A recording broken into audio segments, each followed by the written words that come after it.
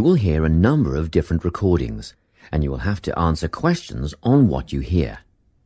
There will be time for you to read the instructions and questions, and you will have a chance to check your work. All the recordings will be played once only. The test is in 4 sections.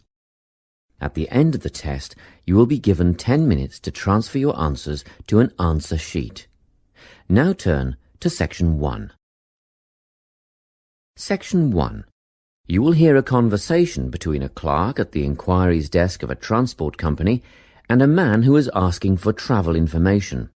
First, you have some time to look at questions 1 to 5.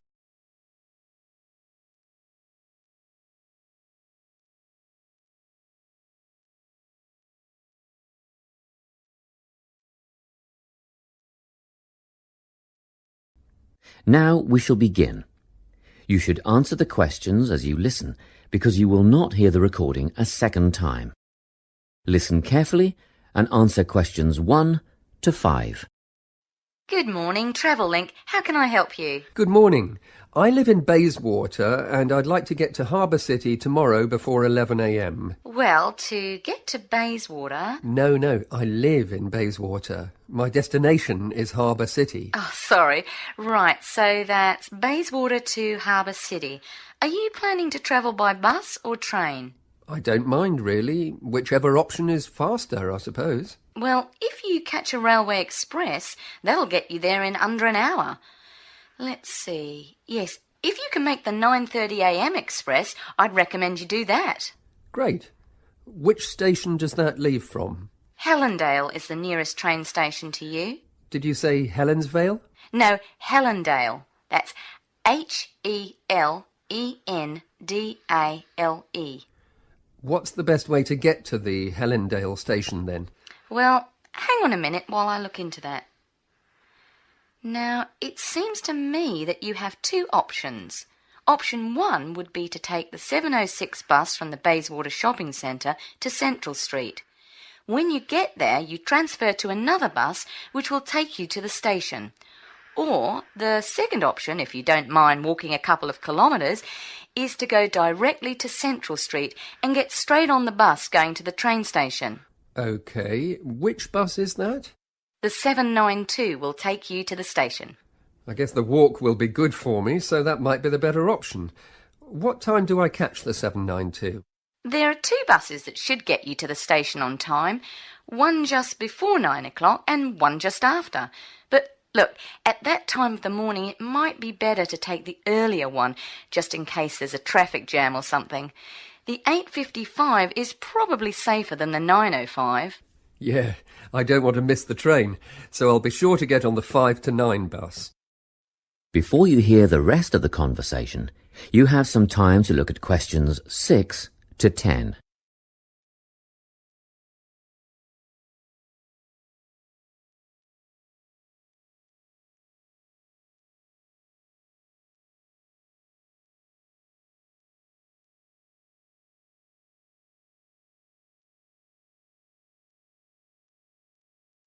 Now listen and answer questions 6 to 10. By the way, how much will I have to pay in fares? Well, you can get a ticket on the bus for $1.80 cash, and you'll need $10 each way for the train.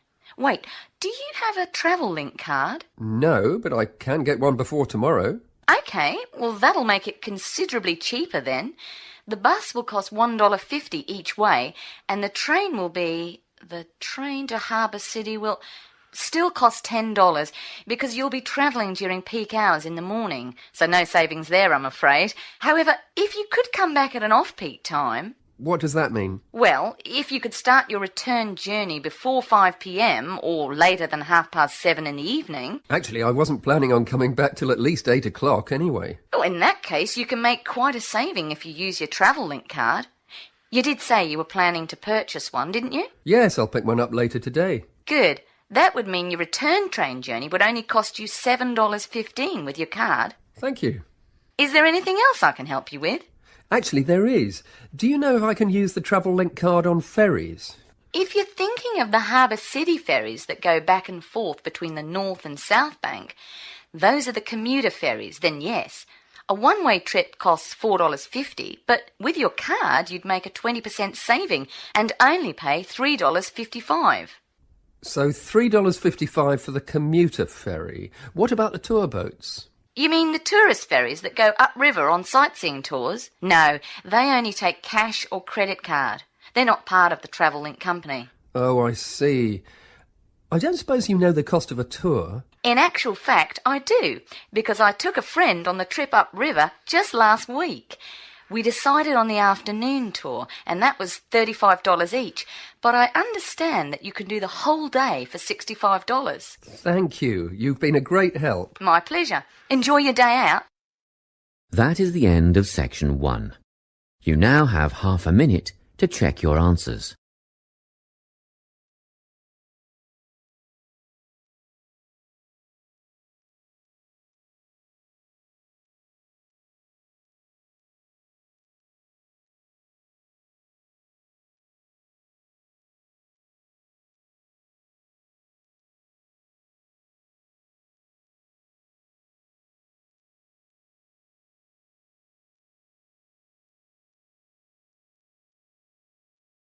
Now turn to Section 2. Section 2. You will hear a guidance counsellor talking to a group of students. First, you have some time to look at questions 11 to 14.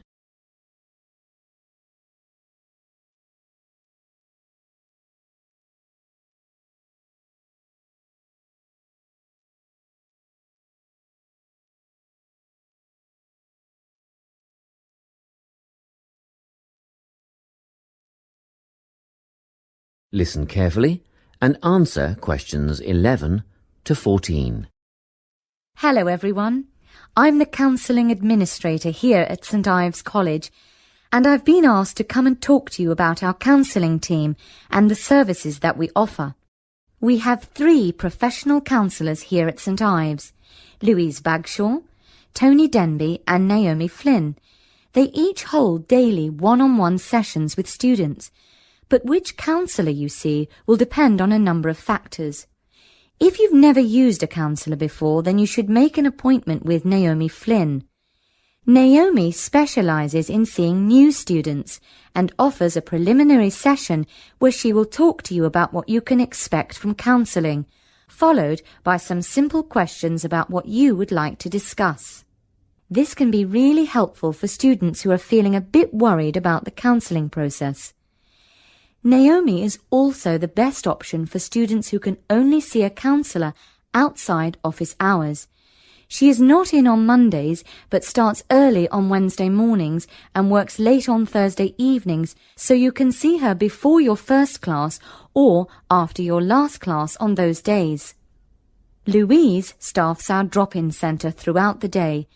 If you need to see someone without a prior appointment, then she is the one to visit. Please note that if you use this service, then Louise will either see you herself or place you with the next available counsellor. If you want to be sure to see the same counsellor on each visit, then we strongly recommend you make an appointment ahead of time. You can do this at reception during office hours or by using our online booking form. Tony is our newest addition to the counselling team. He is our only male counsellor, and he has an extensive background in stress management and relaxation techniques. We encourage anyone who is trying to deal with anxiety to see him. Tony will introduce you to a full range of techniques to help you cope with this problem, such as body awareness, time management, and positive reinforcement. Before you hear the rest of the talk, you have some time to look at questions 15 to 20.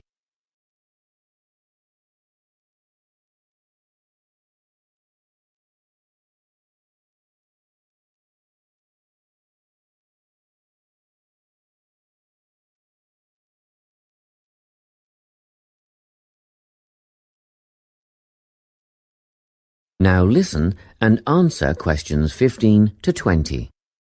Each semester, the counselling team runs a number of small group workshops. These last for 2 hours and are free to all enrolled students.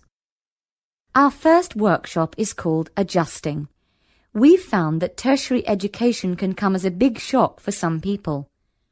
After the structured learning environment of school, it is easy to feel lost. In this workshop, we will introduce you to what is necessary for academic success. As you might expect, we're targeting first-year students with this offering. Getting organised follows on from the first workshop. Here, we're going to help you break the habit of putting things off, get the most out of your time, and discover the right balance between academic and recreational activities. With Getting Organised, we're catering to a broader crowd, which includes all undergraduates and postgraduates. Next up is a workshop called Communicating.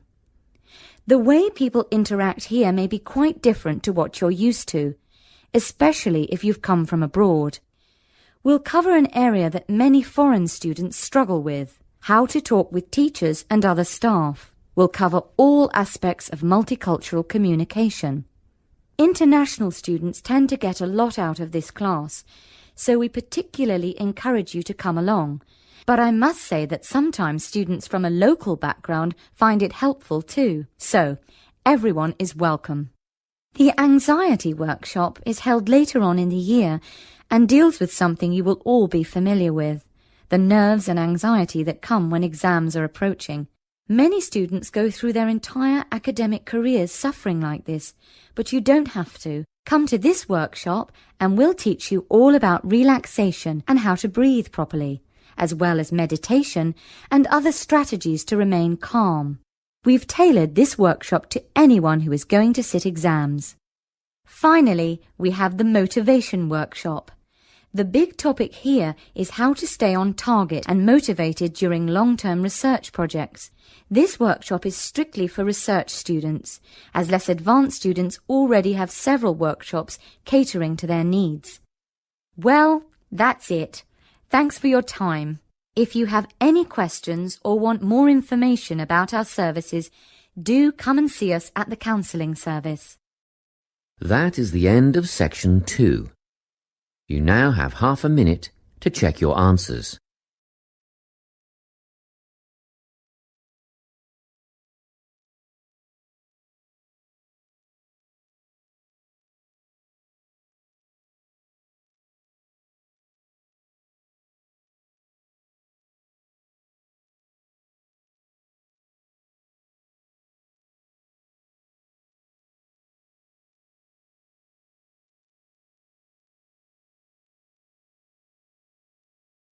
Now turn to Section 3.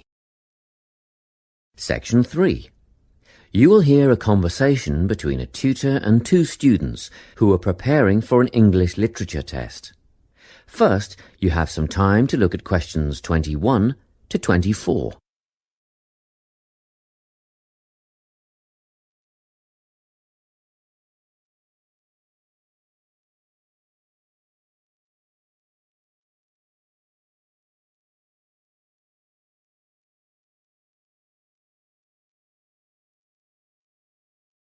Listen carefully and answer questions 21 to 24. Hello, Lorna, Ian. Glad you could make it. You're the only two who put your names down for this literature tutorial, so let's get started, shall we? I want to run over some aspects of the novel The Secret Garden with you before the test next week. Be sure to take some notes and ask questions if you need to. Hey, Lorna, have you got a spare pen? Sure, here you are. OK, so the story follows two key characters. You should refer to them as protagonists, who go by the names of Mary Lennox and Colin Craven. The story is set shortly after the turn of the 20th century, and the narrative tracks the development of the protagonists as they learn to overcome their own personal troubles together. That's quite a common storyline, isn't it? Yes, you're right, Lorna. So what can you tell me about the character of Mary? Well, in the beginning, she is an angry, rude child who was orphaned after a cholera outbreak and forced to leave India and move to the United Kingdom to her uncle's house in Yorkshire. That's right. And there she meets Colin, who spends his days in an isolated room, believing himself to be permanently crippled, with no hope of ever gaining the ability to walk. The two strike up a friendship and gradually learn, by encouraging each other, that they can both become healthy, happy and fulfilled in life. Will we need to remember a lot of these details for the exam? Just the basic outline. Examiners don't want to read a plot summary. They know what the book is about. Focus on narrative techniques instead, such as point of view. What's that mean? It's all about how we see the story. This story, for example, is written from the perspective of what is called an omniscient narrator. Omniscient means all-knowing. So, as readers, we get to see how all the characters feel about things, what they like and don't like, and what their motivations are in the story. Before you hear the rest of the conversation, you have some time to look at questions 25 to 30.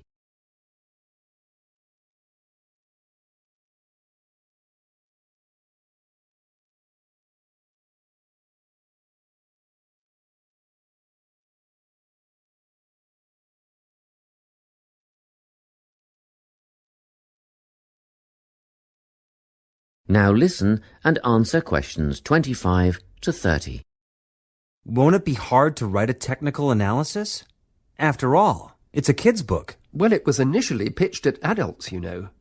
But over the years it has become seen as a more youth-orientated work. And you're right in a sense.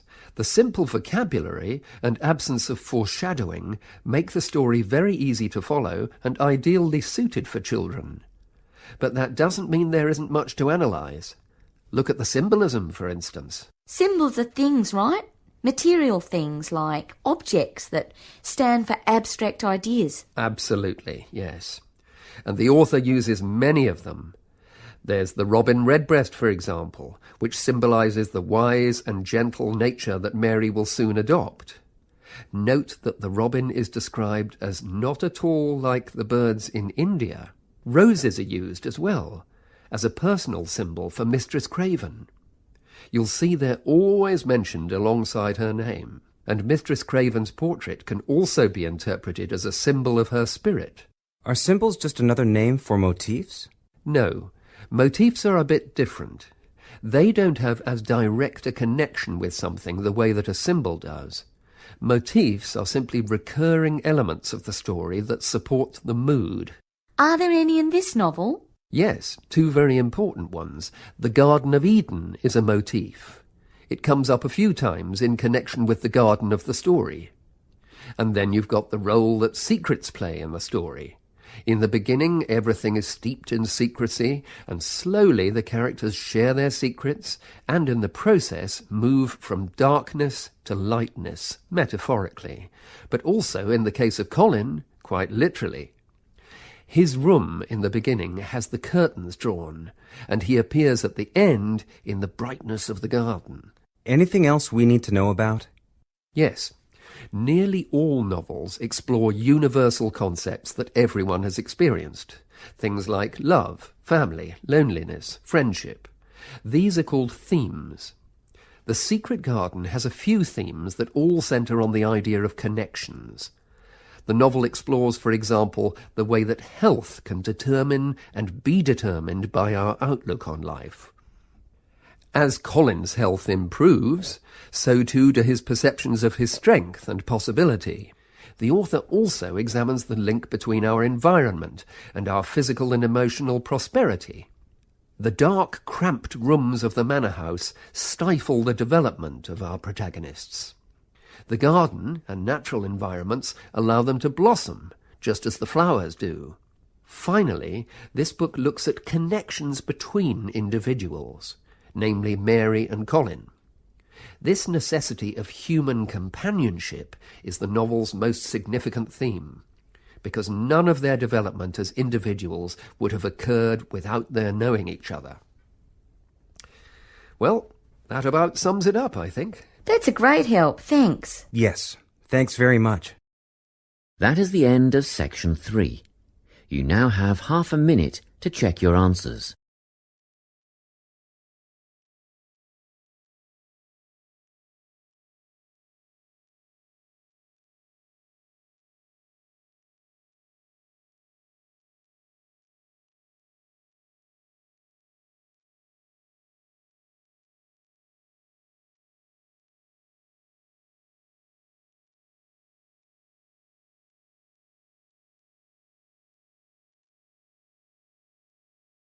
Now turn to Section 4.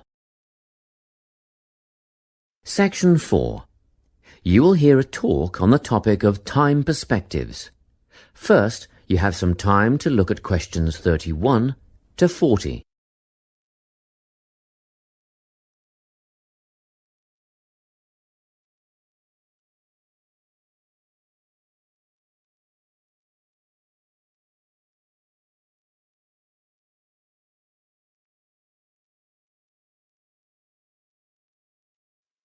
Listen carefully and answer questions 31 to 40.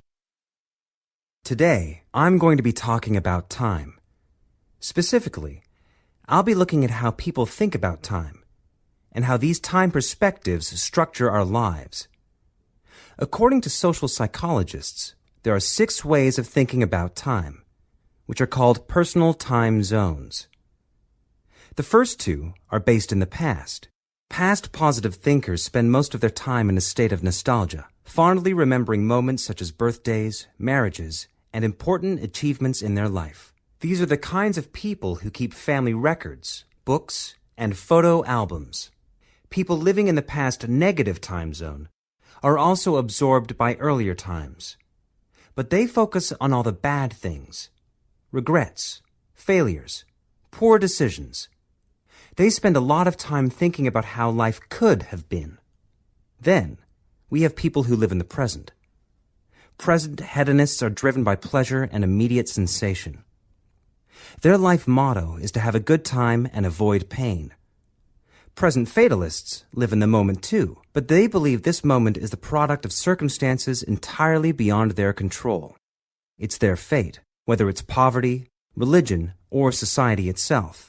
Something stops these people from believing they can play a role in changing their outcomes in life. Life simply is, and that's that. Looking at the future time zone, we can see that people classified as future active are the planners and go-getters. They work rather than play and resist temptation. Decisions are made based on potential consequences, not on the experience itself. A second future-orientated perspective, future fatalistic, is driven by the certainty of life after death and some kind of a judgment day when they will be assessed on how virtuously they have lived and what success they have had in their lives. Okay, let's move on. You might ask, how do these time zones affect our lives? Well, let's start at the beginning. Everyone is brought into this world as a present hedonist. No exceptions. Our initial needs and demands, to be warm, secure, fed, and watered, all stem from the present moment. But things change when we enter formal education. We're taught to stop existing in the moment and to begin thinking about future outcomes. But did you know that every 9 seconds a child in the USA drops out of school? For boys, the rate is much higher than for girls. We could easily say, well, boys just aren't as bright as girls. But the evidence doesn't support this. A recent study states that boys in America, by the age of 21, have spent 10,000 hours playing video games. The research suggests that they'll never fit in the traditional classroom because these boys require a situation where they have the ability to manage their own learning environment. Now, let's look at the way we do prevention education. All prevention education is aimed at a future time zone. We say, don't smoke or you'll get cancer. Get good grades or you won't get a good job. But with present-orientated kids, that just doesn't work. Although they understand the potentially negative consequences of their actions, they persist with the behavior because they're not living for the future. They're in the moment right now. We can't use logic, and it's no use reminding them of potential fallout from their decisions or previous errors of judgment. We've got to get in their minds just as they're about to make a choice. Time perspectives make a big difference in how we value and use our time. When Americans are asked how busy they are, the vast majority report being busier than ever before. They admit to sacrificing their relationships, personal time, and a good night's sleep for their success. 20 years ago, 60% of Americans had sit-down dinners with their families, and now only 20% do. But when they're asked what they would do with an 8-day week, they say, oh, that'd be great. They would spend that time laboring away to achieve more. They're constantly trying to get ahead, to get toward a future point of happiness. So, it's really important to be aware of how other people think about time. We tend to think, oh, that person's really irresponsible, or that guy's power hungry. But often, what we're looking at is not fundamental differences of personality, but really just different ways of thinking about time. Seeing these conflicts as differences in time perspective, rather than distinctions of character, can facilitate more effective cooperation between people and get the most out of each person's individual strengths. That is the end of section 4. You now have half a minute to check your answers.